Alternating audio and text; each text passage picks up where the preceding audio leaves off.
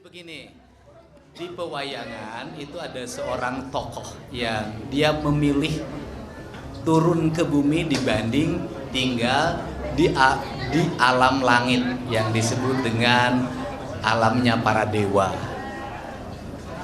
Kemudian dia memilih tinggal di kampung namanya Tumaritis. Dia orang yang memiliki kualifikasi manusia atau tokoh yang sempurna dalam pewayangan itu. Kemudian namanya Lurah Semar Kuda Pawarna.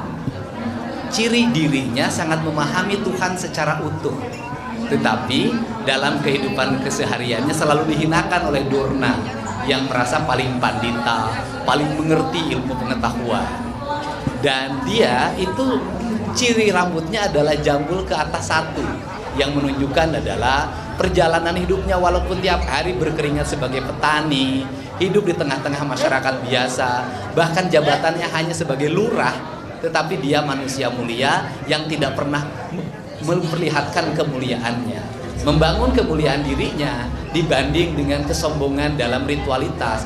Dia memilih menjadi manusia yang berguna, menanam padi, memelihara ikan, memelihara domba, memelihara sapi, membangun desa sehingga desa itu menjadi desa yang memiliki kemakmuran, gemah ripah repeh rapi, ngahnang ngahning, bro di juru bro di pantung ngalayah di tengah imah, buncir leit loba duit, reaketan reaketon, di bibir aya si jabrik, di kolong aya si jago, naparango si jago. Itu. Yang kedua, warna bajunya itu cuma dua, hitam dengan putih, sebagai lambang bagi dirinya bahwa dia berserah diri pada Tuhan. Tetapi dalam kehidupan kesehariannya dia tunduk pada hukumnya tanah, tunduk pada hukumnya air, tunduk pada hukumnya cahaya, dan tunduk pada hukumnya angin atau udara. Maka anaknya itu mukanya ada yang berwarna merah namanya cepot astrajinga, ada yang berwarna kuning namanya udawala, dan ada yang berwarna putih namanya nalagare. Itu prinsip-prinsip yang saya sampaikan ke depan publik melalui pendekatan filosofi pakaian yang saya pakai hari ini.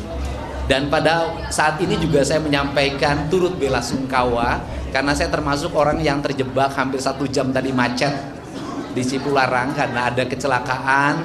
Semoga keluarganya dikuatkan, yang meninggalnya diterima seluruh amal ibadahnya dan diampuni dosanya, serta pembelajaran penting ke depan bahwa transportasi darat harus menjadi bahan perhatian bagi kita. Tidak boleh lagi truk dalam keadaan usia tua, kemudian standarisasinya sudah tidak terpenuhi, masih mengangkut muatan dengan jumlah yang sangat tinggi. Kir-kir yang dilaksanakan oleh pemerintah, Dinas Perhubungan harus kir yang betul-betul mencerminkan pemeriksaan secara otentik dari seluruh kelengkapan kendaraan, bukan hanya kir yang bersifat administratif. Ban-bannya harus diperhatikan karena pengalaman saya dalam setiap hari ketika masuk tol, pasti saya menemukan truk bus yang bannya pecah.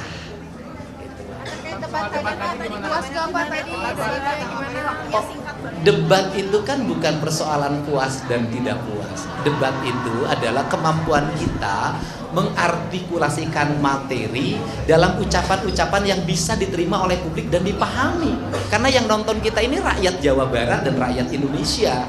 Maka bahasa-bahasa kita, kata orang Sunda, kudu kahati ku pikir kahontal ku akal. Nah kemudian yang berikutnya adalah bahwa debat itu artikulasi gagasan personal pemimpin, bukan membawa bahan kemudian dibaca di mimbar debat.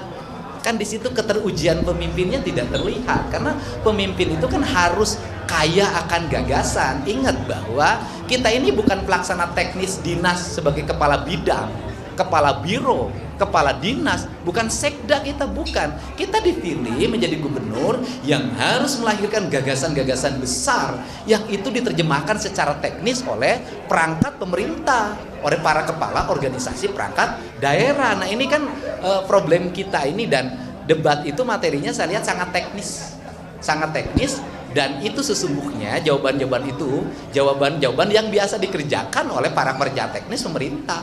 Karena tugas pemimpin itu adalah mengetahui seluruh persoalan secara utuh sehingga dia bisa mengaplikasikan dalam kebijakan-kebijakan teknis kepada masyarakat dan melalui perangkat pemerintah Provinsi Jawa Barat.